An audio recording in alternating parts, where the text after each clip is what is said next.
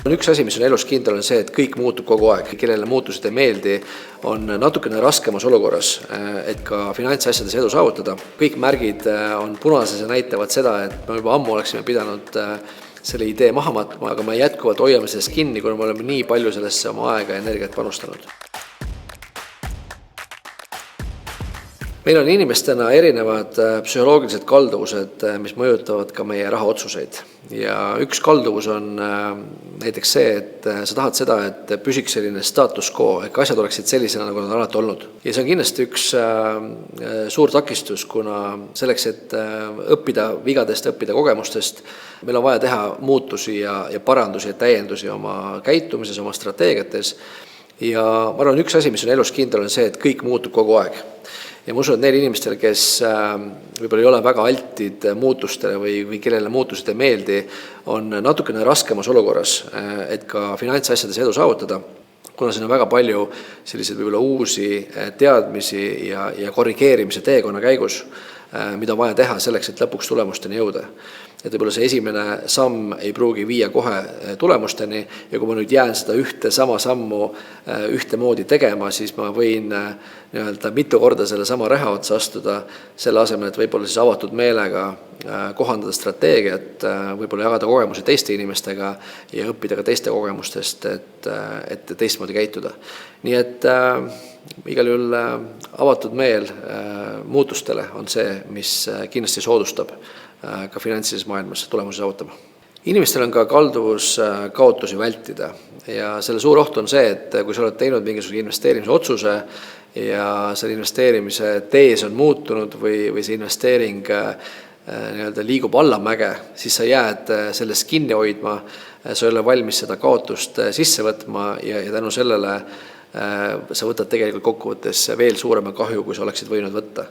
Nii et ma arvan, et see on kindlasti vaja paika panna endale need piirid, nii sisenemispiirid kui ka väljumispiirid. Ja võib-olla see, kui sul on kalduvus neid kaotusi mitte vastu võtta, siis panna juba eelnevalt sellises rahulikus olukorras, kus kõik on veel hästi, paika see exiti või väljumise piir. Ja kui see jõuab sinna kätte, siis see otsus tehakse justkui sinu eest, sest see aitab ka kaitsta sind ennast, sinu enda eest, sest vastasel juhul sa seda ei teeks ja see kaotus kokkuvõttes võiks osutuda palju suuremaks. Meil on kalduvus ka oma arvamusele kinnitust leida.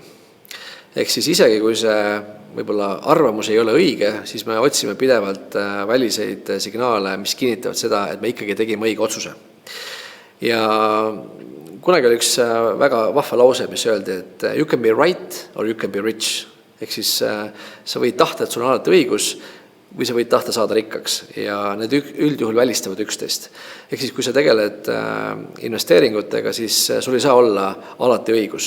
Ja kui sul on kalduvus alati arvata, et sul on õigus ja kaitsta seda iga hinnaga, siis on sul võimalik ka tegelikult saada oluliselt suuremaid kaotusi oma investeeringutega ja pigem siis võib-olla kuulata teiste inimeste arvamusi rohkem, kuulata nende tõde ja nende põhjendusi ja saada siis aru, et võib-olla mul on lihtsam lahti lasta oma arvamusest, tunnistada seda, et ma ei ole eksimatu ja tänu sellele ma jõuan ka majanduslikus mõttes kaugemale. Meil on kalduvus olla ka ankurdatud, mis tähendab seda, et ma usume, et see lähtekoht, miks me selle otsuse tegime, on jätkuvalt tõsi ja see on see kõige tähtsam info, millest ma pean täna oma otsuseid tegema. Isegi kui mu investeering on kaotanud suure osa oma väärtusest, siis ma olen ankurdatud ikkagi selle esialgse teesi ümber ja ma usun siiralt, et see on tõsi. Miks see on võib-olla keeruline kalduvus on siis see, et sa jällegi ei märka seda õiget hetke, millal tasub sellest investeeringust väljuda.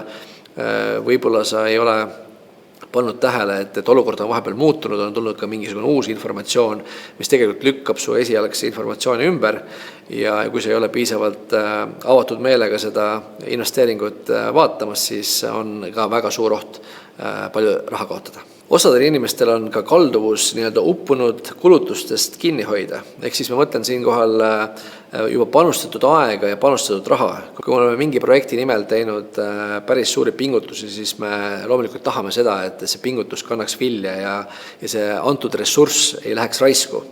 ja sellel kohal me võime kaotada sellise reaalsuse taju, et võib-olla kõik märgid on punases ja näitavad seda, et me juba ammu oleksime pidanud selle idee maha matma ja alustama uuega, aga me jätkuvalt hoiame sellest kinni, kuna me oleme nii palju sellesse oma aega ja energiat panustanud. Loomulikult see on alati tunnetuse koht, et kus on siis see piir selle püsivuse ja järjepidevuse hoidmisel ja kus on ka see koht, kus me peaksime mingisugust investeeringust lahti laskma, isegi kui me oleme sinna aega palju panustanud, aga see on ka pigem selline psühholoogiline kalduvus ja võib-olla tasuks korra ennast kõrvalt analüüsida, et kas mul võib olla ka kalduvus võib-olla jääda liiga pikalt kinni asjadesse, mis juba ammu kasumlikud ei ole. Osadel inimestel võib olla kalduvus üle tähtsustada hiljuti toimunud sündmust või mingisugust hiljutist infot. Selle miinus on see, et me võime unustada ära sellised võib-olla fundamentaalsed põhimõtted või alustõed, kuna mingisugune mõtteviis on täna justkui nagu trendikas, populaarne ja me oleme just värskelt selle otsuse teinud ja me tahame sellest nagu kinni hoida. Ja sellel hetkel me võime ignoreerida selliseid võib-olla aluspõhimõtteid ja arvata seda, et nüüd selle asjaga või selle olukorraga on asjad hoopis teistmoodi, kui kunagi varem on olnud. Ja jääda siis sellesse kinni lootuses, et me oleme sattunud sellisele tõelisele laineharjale, kus nüüd see edu kohe-kohe tuleb, aga ühel hetkel siis me peame avastama seda, et fundamentaalsed tõed jätkuvalt peavad paika ja see hiljutisse kinnijäämine võib-olla kokkuvõttes viib meid kehvemasse olukorda, kuna me ei suutnud sellest lihtsalt lahti lasta. Veel üks psühholoogiline kalduvus, mis inimestel on siis eesti keeles selline asi nagu mentaalne arvestuspõhimõtete eiramine. Inglise keeles mental accounting bias. Ja see tähendab siis seda, et kui inimesed saavad sellise ühekordse boonuse, siis nad arvavad seda, et see on mõeldud kohe kulutamiseks. Et hoolimata sellest, et meil on võib-olla paigas põhimõtted, kus me siis oma sissetulekud jagame erinevatele kontodele, siis me kuidagi käsitlema seda teatud tüüpi väljamaksed kuidagi teistmoodi ja ei lähtu üldse nendest põhimõttedest, mida me muidu oma rahaasjades oleme teinud. Nii et kui sul on ka selliseid võib-olla erakorralisi väljamakseid, siis võib-olla tasub lähtuda ikkagi sellest, et kõik sissetulekud tasub jagada teatud põhimõtete järgi. See, kus see raha on tekkinud, ei oma tegelikult tähendust selles osas, kuidas me peaksime seda kulutama ja hoidma ikkagi kinni oma siis tavapärastest arvestuspõhimõtetest.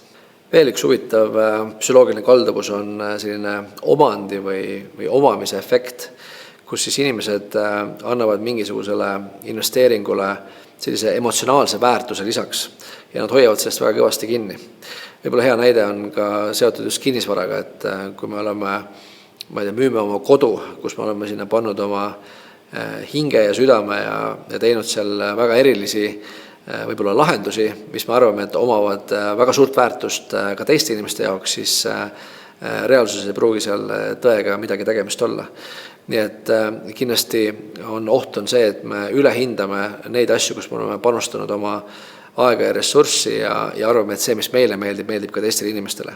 Nii et see on ka võib-olla see koht, kus siis kinnisvara hindamise puhul tuleb see omandamise efekt hästi välja ja see tegelik väärtus on ikkagi midagi muud, kui sa seda ise arvasid.